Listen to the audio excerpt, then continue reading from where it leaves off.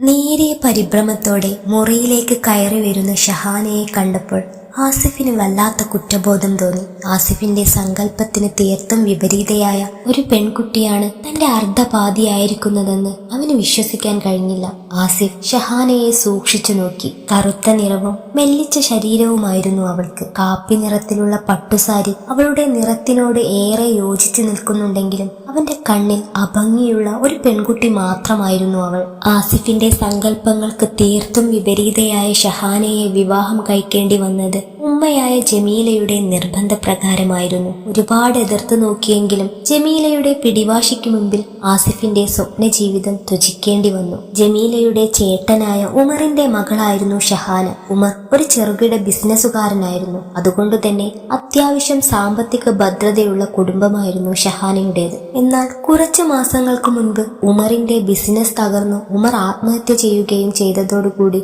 ഷഹാനയും ഉമ്മ റുക്കിയയുടെയും സ്ഥിതി വളരെ മോശമായി. പട്ടിണിയും ദാരിദ്ര്യവുമായി ഓരോ ദിവസം കഴിഞ്ഞു പോകുമ്പോഴും ഉമറിന്റെ കടക്കാർ നിത്യവും അവർക്ക് മുൻപിൽ സന്ദർശകരായി. ചിലപ്പോഴൊക്കെ തമ്മിൽ വാക്കുതർക്കങ്ങൾ ഉണ്ടാകുമ്പോൾ ആസിഫായിരുന്നു അതിലിടപെട്ടിരുന്നത്. അത് ജമീലക്കൊട്ടും ഇഷ്ടപ്പെട്ടിരുന്നില്ല. ജമീലയുടെ മോശം അവസ്ഥയിൽ ഉമറോ റുക്കിയെയോ ഒരിക്കൽ പോലും സഹായിച്ചിരുന്നില്ല എന്നതാണ് അതിനുള്ള കാരണം. പക്ഷേ എന്നിട്ടും ഷഹാനയെ വിവാഹം കഴിക്കാൻ തന്നെ ഉമ്മ നിർബന്ധിക്കുന്നത് എന്തിനാണെന്നുള്ള പിന്നിലെ കാര്യം ഇപ്പോഴും ആസിഫിന് വ്യക്തമായി. പഠനം കഴിഞ്ഞ് വിദേശത്തേക്ക് പോയ ആസിഫിന്റെ വളർച്ച പെട്ടെന്നായിരുന്നു. പിന്നീട് പല ജീവിത സ്വപ്നങ്ങളുമായി നാട്ടിലേക്ക് വന്ന ആസിഫിന് കിട്ടിയ ആദ്യ തിരിച്ചടിയായിരുന്നു ഉമ്മയുടെ തീരുമാനം. എനിക്ക് സ്വപ്നങ്ങളില്ലേ ഉമ്മ, എന്തിനാണ് ഇങ്ങനെ വാശി പിടിക്കുന്നത്?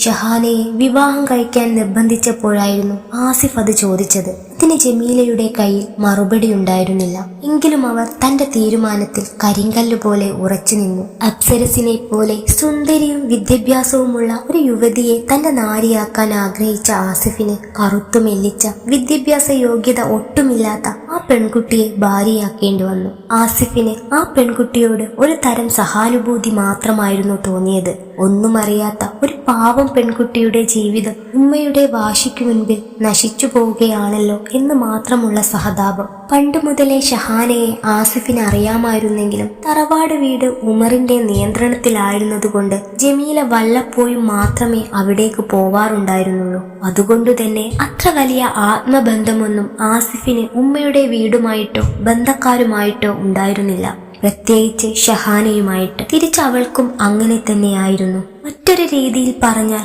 പരിചിതരായ രണ്ട് അപരിചിതർ മാത്രമായിരുന്നു അവർ. ആസിഫ് ആ ചെറിയ അനിഷ്ടക്കാരിയെ വീണ്ടും നോക്കി. അവളുടെ മുഖത്തെ ലജ്ജ കാണി സ്വയം അവന് അവജ്ഞ തോന്നിപ്പോയി. ആ പാവം പെൺകുട്ടി എന്തെല്ലാം സ്വപ്നങ്ങളിലൂടെ ആയിരിക്കും കടന്നുപോയിട്ടുണ്ടാവുക എന്ന ചിന്ത അവനെ ദുഃഖത്തിലാഴ്ത്തി. ഷഹാന അവൾ തൊട്ടടുത്തായി നിന്നപ്പോൾ ആസിഫ് വളരെ പതിയെ വിളിച്ചു. അവളൊന്ന് മൂളിയതല്ലാതെ മുഖമുയർത്തി നോക്കിയതേയില്ല. ഷഹാന, എനിക്ക് ഈ വിവാഹത്തിനൊട്ടും താല്പര്യമില്ലായിരുന്നു. ഉമ്മയുടെ നിർബന്ധപ്രകാരമാണ് ഈ വിവാഹം. അതുകൊണ്ട് എന്റെ കൂടെ സന്തോഷമായ ഒരു ജീവിതം ഉണ്ടാവുമെന്ന് നീ കരുതരുത്. നിന്നെപ്പോലൊരു പെൺകുട്ടിയെ വിവാഹം കഴിക്കാനല്ലായിരുന്നു എന്റെ ആഗ്രഹം. അതുകൊണ്ട് ആസിഫ് അവൾക്ക് പുറം തിരിഞ്ഞു നിന്ന് ഉള്ളിലുള്ള കാര്യങ്ങൾ അത്രയും തുറന്നു പറയുമ്പോൾ വല്ലാത്ത മനപ്രയാസം തോന്നി. പിന്നെയും എന്തൊക്കെയോ പറയണമെന്നുണ്ടായിരുന്നിട്ടും വാക്കുകൾ പൂർത്തിയാക്കാൻ മാത്രം അവന് സാധിച്ചില്ല. ഷഹാനയോട് അവന് അനിഷ്ടമുണ്ടെങ്കിലും ഒരു പെൺകുട്ടിയെ അറിഞ്ഞോ അറിയാതെയോ വേദനിപ്പിക്കാനോ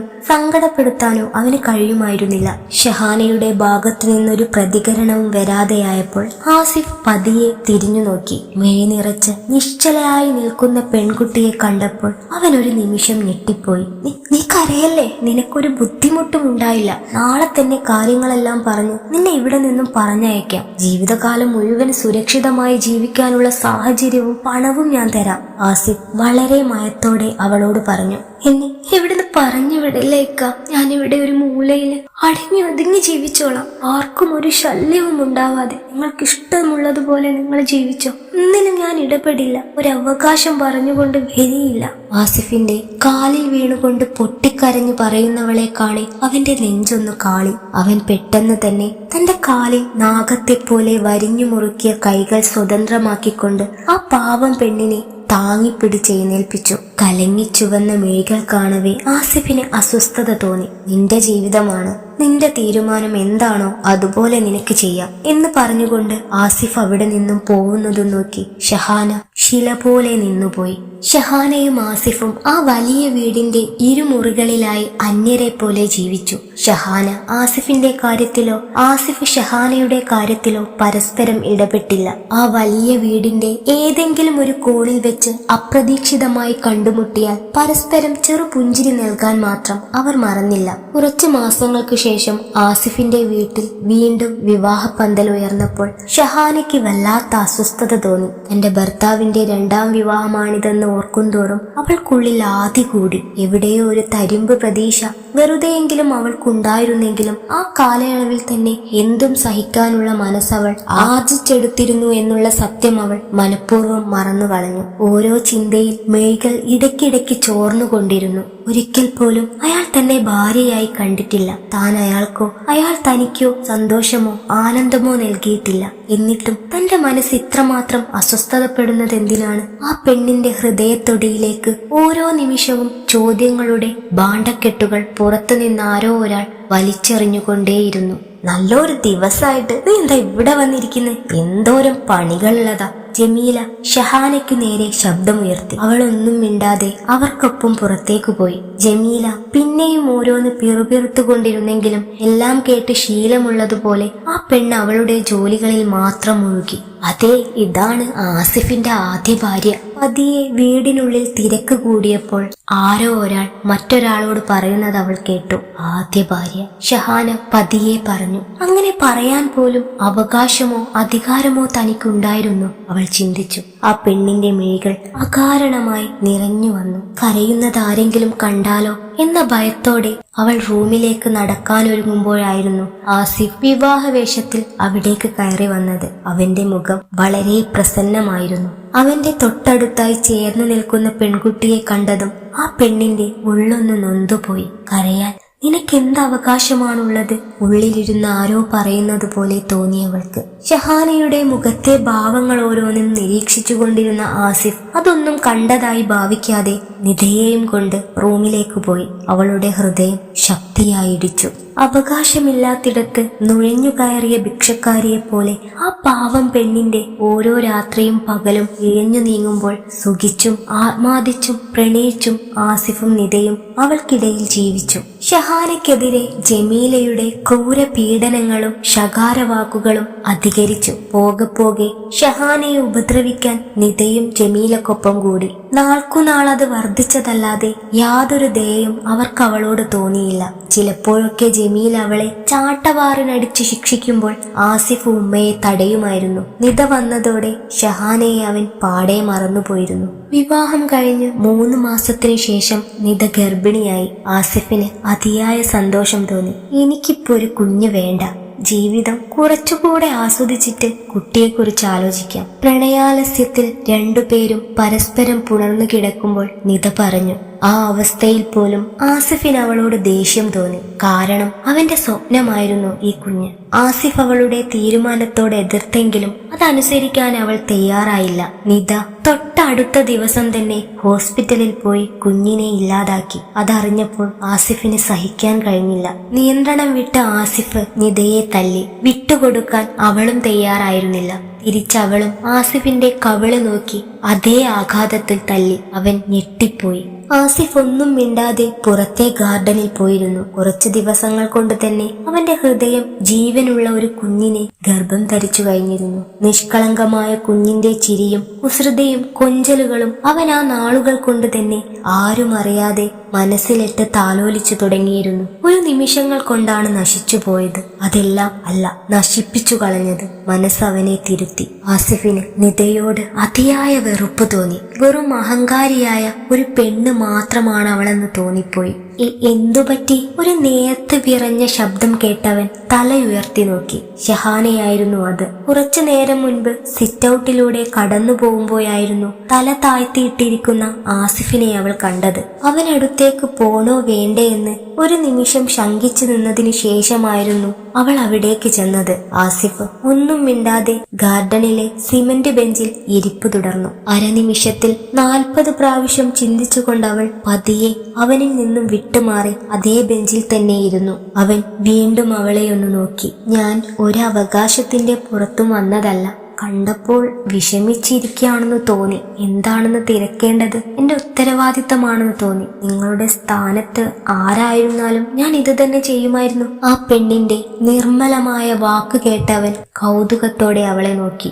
ജീവിതമാവുമ്പോൾ സന്തോഷത്തോടൊപ്പം ദുഃഖവും ഉണ്ടാവും. പക്ഷേ അവിടെ നമ്മൾ തളർന്നു പോയാൽ ജീവിതത്തിൽ നമ്മൾ തോറ്റുപോകും. മറിച്ച് അതിനെ നമ്മൾ ലാഘവത്തോടെ അഭിമുഖീകരിക്കുകയാണ് ചെയ്യേണ്ടത്. വിദ്യാഭ്യാസവും വിവരവുമില്ലെന്ന് കരുതിയ പെണ്ണിൽ നിന്നും വന്ന വാക്കുകൾ ആ നിമിഷം അവനെ തെല്ലൊന്നുമല്ല സ്വാധീനിച്ചത്. നിങ്ങൾ പരസ്പരം കണ്ടിഷ്ടപ്പെട്ട് വിവാഹം കഴിച്ചവരല്ലേ? എന്തെങ്കിലും പ്രശ്നങ്ങളുണ്ടെങ്കിൽ പരസ്പരം പറഞ്ഞു തീർക്കാൻ ശ്രമിക്കണം. അവൾ പുഞ്ചിരി മായാതെ അവനോട് ഉപദേശിച്ചു. ആ പെണ്ണിന്റെ ഓരോ വാക്കുകളും അവന്റെ ഹൃദയത്തിലേക്ക് ആഴ്ന്നിറങ്ങും തോറും അവനുള്ളിൽ കുറ്റബോധം കൂടി. ഒന്നും മിണ്ടാതെ അവിടെ നിന്നും അവൻ എഴുന്നേറ്റു പോകുമ്പോൾ തിങ്ങിയ താടിക്കുള്ളിലെ കോടിയൊളിച്ച മെയ്നീരിനെ അത്ഭുതം മാറാതെ തൊട്ടുനോക്കി. ഓരോ ദിവസം കഴിയുന്തോറും നിതയും ആസിഫും തമ്മിലുള്ള അകലം കൂടിക്കൂടി വന്നു. വാക്കുതർക്കങ്ങളും പിണക്കങ്ങളും തമ്മിൽ പതിവായി തുടങ്ങിയപ്പോൾ അവർ തമ്മിലുള്ള മാനസിക അടുപ്പം കുറഞ്ഞു വന്നു. ആസിഫിന്റെ വിഷമഘട്ടങ്ങളിൽ സാന്ത്വനിപ്പിച്ചുകൊണ്ടും സമാധാനിപ്പിച്ചുകൊണ്ടും ഷാഹിന അവനോടൊപ്പം നിന്നു. ചിലപ്പോഴൊക്കെ അവർക്കിടയിലുള്ള പിണക്കങ്ങൾ മാറ്റാൻ ഷഹാന ശ്രമിച്ചെങ്കിലും നിതയ്ക്ക് അത് ഇഷ്ടപ്പെട്ടിരുന്നില്ല. അതുകൊണ്ട് തന്നെ പ്രശ്നങ്ങൾ കൂടുതൽ വഷളാവുകയായിരുന്നു ചെയ്തത്. നമ്മുടെ കാര്യത്തിൽ ആ ദാരിദ്ര്യം പിടിച്ചവൾക്ക് എന്തിനാ ഇടപെടുന്നേ? നിത ദേഷ്യം നിയന്ത്രിക്കാൻ കഴിയാതെ ആസിഫിനോട് തട്ടിക്കയറി. നിന്നേക്കാൾ അവകാശം ഈ വീട്ടിൽ അവൾക്കുണ്ട്. ആസിഫ് പറഞ്ഞത് കേട്ട് നിത മേൽകൂർപ്പിച്ചു നോക്കിപ്പോയ അവനെ. എന്താ പറഞ്ഞത്? എന്താ നിങ്ങൾ പറഞ്ഞത്? അവൾ ഒരിക്കലും നിങ്ങൾ ഭാര്യയായി കാണില്ല, നിങ്ങളുടെ മനസ്സിൽ ഒരു സ്ഥാനവും ഇല്ലെന്നൊക്കെ പറഞ്ഞ്. എന്നിട്ടിപ്പോ എന്താ ഇങ്ങനെ ഒരു മാറ്റം? അല്ലെങ്കിലും കുറെ നാളായിട്ട് ഞാൻ കാണുന്നതാ. എന്നേക്കാൾ അടുപ്പം നിങ്ങൾക്ക് അവളോടാണല്ലോ. നിത ഉറഞ്ഞു തുള്ളി. ഉണ്ടെങ്കിൽ ഇപ്പൊ എന്താ തെറ്റ്? അവളും എന്റെ ഭാര്യയല്ലേ. അപ്പൊ ഞാനോ? നിന്റെ കാര്യത്തിൽ എനിക്ക് സംശയമുണ്ട്, ആസിഫ് പുച്ഛത്തോടെ പറഞ്ഞു. ദേഷ്യത്താൽ നിതയുടെ മുഖം ചുവന്നു വന്നു. നീ എന്റെ പണം മാത്രം കണ്ടല്ലേടി ഇറങ്ങി വന്നത്? ഇത്ര കാലായിട്ടും ഞാൻ നിന്നെ സ്നേഹിക്കാതിരിക്കുകയോ നിന്റെ കാര്യങ്ങൾ ശ്രദ്ധിക്കാതിരിക്കുകയോ ചെയ്തിട്ടുണ്ടോ? എന്നാ നീയോ അങ്ങനെയാണോ? നിനക്ക് നിന്റെ കാര്യങ്ങൾ മാത്രല്ലേ? എല്ലാം ഞാൻ സഹിച്ചു. അവസാനം നിന്റെ കുഞ്ഞിനെ പോലും. ആസിഫിന്റെ വാക്കുകൾ ഇടറി ശബ്ദം നിന്നുപോയി. കൂടുതലൊന്നും പറയാൻ കഴിയാതെ അവൻ അവിടെ നിന്നും പുറത്തേക്ക് പോയി. അന്നും അവൻ സങ്കടത്തോടെ ഗാർഡനിൽ ഇരിക്കുമ്പോൾ ഒരാശ്വാസത്തിനായി ഷഹാനയെ പ്രതീക്ഷിച്ചു. ഒരുപാട് നേരമായിട്ടും ആ പെണ്ണിന്റെ വരവൊന്നും കാണാതെയായപ്പോൾ ആസിഫ് ഷഹാനയെയും തിരക്കി ആ വലിയ വീടിനുള്ളിലൂടെ നടന്നു. ഓരോ കാലടി മുന്നിടുമ്പോഴും താൻ ഷഹാനയെ തിരക്കുകയാണെന്ന് ഓർത്തപ്പോൾ ആ യഥാർത്ഥ പുരുഷന് സ്വയം അത്ഭുതം തോന്നി. ഞാൻ ഷഹാനയെ പ്രണയിക്കുന്നുണ്ടോ എന്ന ചിന്ത അവനിൽ ഞെട്ടൽ ജനിപ്പിച്ചു. നിതയെക്കുറിച്ച് ഓർക്കുമ്പോൾ നിർവികാരമാകുന്ന മനസ്സിൽ ഷഹാന കടന്നു വരുമ്പോൾ ഓരോ നിമിഷവും പുതുജീവൻ പുനർജനിക്കുന്നത് പോലെ. നിതയോട് തനിക്ക് തോന്നിയത് ആകർഷണമായിരുന്നെങ്കിൽ ഷഹാനയോടുള്ളത് അവളോടൊപ്പം ജീവിക്കാനുള്ള അടങ്ങാത്ത ആഗ്രഹമാണ്. ബാഹ്യ സൗന്ദര്യത്തെക്കാൾ ആന്തരിക സൗന്ദര്യമാണ് ഒരു മനുഷ്യനെ മനോഹരമാക്കുന്നതെന്ന് അവൻ ആ നിമിഷം തിരിച്ചറിയുകയായിരുന്നു. വേണ്ടുമ്മ, ഇനി എന്നെ തല്ലല്ലേ, ഞാനൊരു തെറ്റും ചെയ്തിട്ടില്ലല്ലോ. നടന്നുകൊണ്ടിരിക്കെ അടച്ചിട്ട റൂമിൽ നിന്നും ദയനീയമായ ഒരു കരച്ചിൽ ആസിഫ് കേട്ടു. അത് ഷഹാനയുടേതായിരുന്നു. എന്റെ മകന്റെയും ഭാര്യയുടെയും കാര്യത്തിൽ ഇടപെടാൻ നിനക്കാരടി അധികാരം തന്ന്? കുറെ ദിവസമായി ഞാൻ കാണുന്നു നിനക്ക് അവന്റെ അടുത്തേക്കുള്ള ചാഞ്ചാട്ടം. ജമീല അലറി പറയുന്നത് കേൾക്കെ ആസിഫ് കതകിൻ വിടവിലൂടെ അകത്തേക്ക് നോക്കി. കയ്യിൽ ചാട്ടവാറുമായി നിൽക്കുന്ന ഉമ്മയെ കണ്ടവൻ സ്തബ്ധനായി. നീ എന്താടി വിചാരിച്ച്? നിന്നെ ഇവിടെ രാജകുമാരിയെ പോലെ വായിക്കാനാണ് ഇത്രയും കഷ്ടപ്പെട്ട് എന്റെ മകനെ കൊണ്ട് സമ്മതിപ്പിച്ച് വിവാഹം കഴിപ്പിച്ചതെന്നോ? ജമീലയുടെ ചോദ്യം കേട്ട് അകത്തേക്ക് കയറാൻ ഒരുങ്ങിയ ആസിഫ് അവിടെ തന്നെ നിന്നു. ഇഷ്ടമില്ലാഞ്ഞിട്ടും ഷഹാനയെ കെട്ടേണ്ടി വന്നതിനുള്ള കാരണം അവനും അറിയണമായിരുന്നു.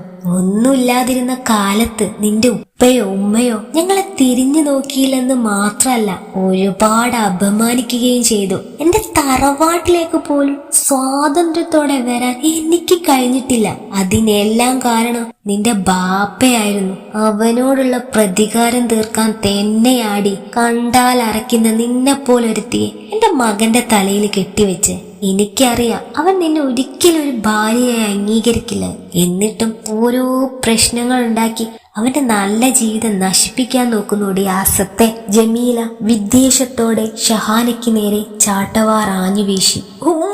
വേദന കൊണ്ടവൾ നിലത്തേക്ക് വീണുപോയിട്ടും ആകെ പുളഞ്ഞുപോയി. ആസിഫിന് ഉമ്മയോട് അന്ന് ആദ്യമായി ദേഷ്യം തോന്നി. ഷഹാനയുടെ മാതാപിതാക്കളോടുള്ള ദേഷ്യം തീർക്കാൻ വേണ്ടി മാത്രമാണ് ഇരു ജീവിതങ്ങളും നശിപ്പിച്ചതെന്ന് ഓർത്തപ്പോൾ അവന് വല്ലാത്ത നോവ് തോന്നി. ആസിഫ് ഓടിച്ചെന്ന് ഷഹാനയെ തറയിൽ നിന്നും കോരിയെടുത്തുകൊണ്ട് മറ്റൊരു റൂമിലേക്ക് കൂടി. പോവും വഴി സെർവന്റിൽ ഒരാളോട് പെട്ടെന്ന് തന്നെ ഡോക്ടറെ വിളിച്ചു വരാനും പറഞ്ഞു. മകന്റെ പ്രവൃത്തിയിൽ ഒരു മാത്ര ജമീല ഞെട്ടിപ്പോയി. തൊട്ടടുത്ത നിമിഷം തന്നെ അവരും മകനെ പിന്തുടർന്നു. നീ എന്തിനാടാ ഇവളെ ചുമന്നുകൊണ്ട് വന്ന്? അവിടെങ്ങാനും കിടന്ന് നരകിക്കട്ടെ. മകന്റെ പ്രവൃത്തിയിൽ അനിഷ്ടം പ്രകടിപ്പിച്ചുകൊണ്ട് തന്നെ ജമീല പറഞ്ഞു. അവനൊന്നും മിണ്ടാതെ രൂക്ഷമായൊരു നോട്ടത്താൽ അവരെ അടക്കി നിർത്തി. അല്പസമയത്തിനുള്ളിൽ തന്നെ ഡോക്ടർ വന്നവളെ പരിശോധിച്ചു. മുറിവുകളിൽ മരുന്നു പുരട്ടി. ഇതെല്ലാം അറിഞ്ഞ നിത അവനുമായി വഴക്കിട്ടു. പതിവുള്ളതായതുകൊണ്ട് മനഃപൂർവ്വം അവനത് അവഗണിച്ചു.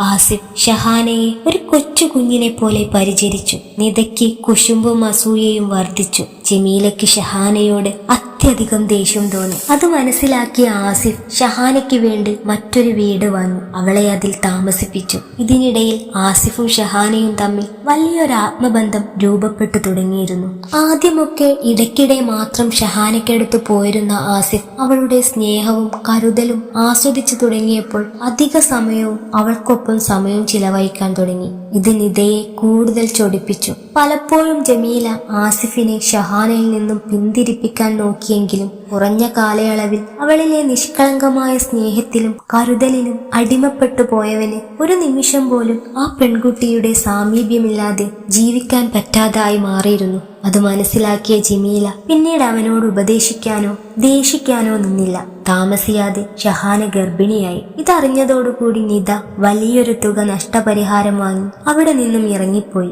അതോടുകൂടി ആസിഫ് പൂർണ്ണ സമാധാനത്തോടെ ഷഹാനയെയും കൂട്ടി തന്റെ സ്വന്തം വീട്ടിലേക്ക് തിരിച്ചു വന്നു.